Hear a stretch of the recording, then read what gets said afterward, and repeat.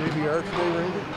With the maintenance? Again, bumps and bruises and some maintenance issues, but we feel he'll be available with us tomorrow.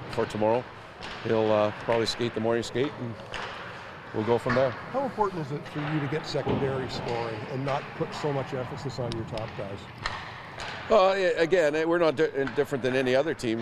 You know, we'd like to feel that, and we do feel that we have capable people of providing that offense. It's been kind of starved for us, specifically over the last little while. I'd say the last 10 or 15 games, and that's a long time.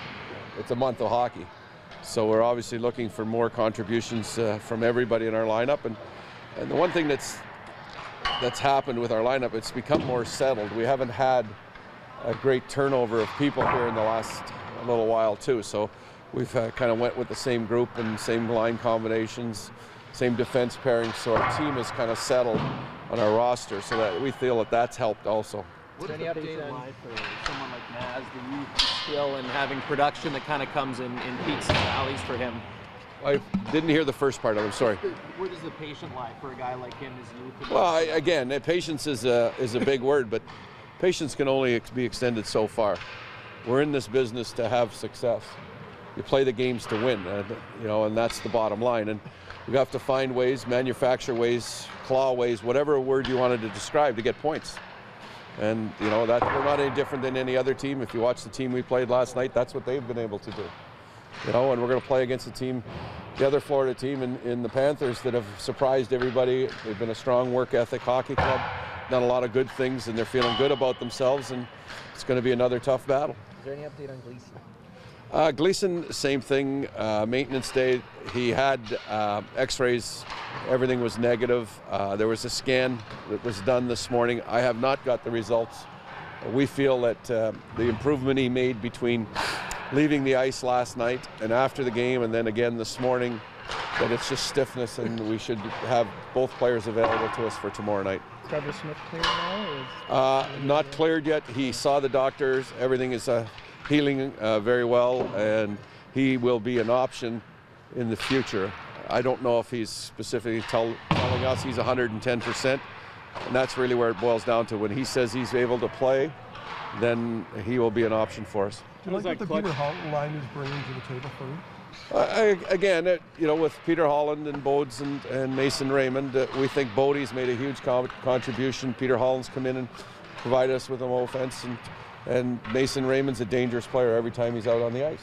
You know, so again, you know, they're young players, and specifically the Holland kid is, you know, again, cutting his teeth and finding his way in the NHL on a regular basis. And there's ups and downs that go with him, but I think Troy Bodie has probably been the biggest surprise. He's made a contribution on the forecheck. He's made a contribution on the defensive side of it. He's a big, strong guy, and he separates himself from a lot of people with his work ethic. Find a way to win that game in the third. Randy, how does that add to breeding the winning attitude overall? Again, you know, you're in your own building. It's always nice to be able to find a ways, especially when we had a 2-0 lead.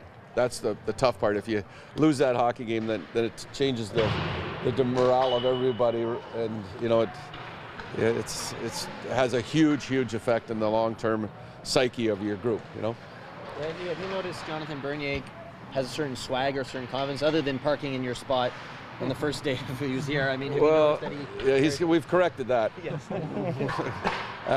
I think with Bernie, you know, I think it's not any different than any other athlete. Is they find a comfort zone when they're playing well, and they feel good about themselves, and it's our job is to manage that. And this is probably the first time Bernie's had to play the number of games he's played in his career. He's enjoying a strong season, and you know, it's a tribute to him. And as we've stated before, our goaltenders have provided us with A-level goaltending all the year, so it's really hard to sit here and criticize any of the goaltenders. You saw St. Louis set up on the doorstep there, and Bernier had to come across. As a coach, is there an internal monologue to be fit to print in the family newspaper? Do you expect it? Well, there was one number 43 that missed the assignment, so you can figure it out from there. Is